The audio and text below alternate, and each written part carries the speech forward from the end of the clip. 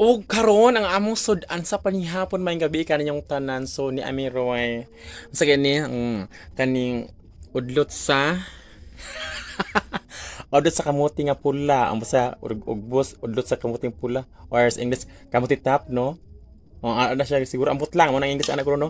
So ako na siyang gilapuan, no? Ako na siyang gilapuan and then naapoy isda and then naapoy kuan sa Ginoo kanang palya or marguso, palya man sa mua. So muni among sa pinhapon mga ka-vibes sa tong tilawan ang palya. Mm. Kami gilapuan na po ni siya. Mm. Ang hulat. Kay mukhaon na si mga ka-vibes on. Tagsang ni salud sa tagsang pinggan yapod.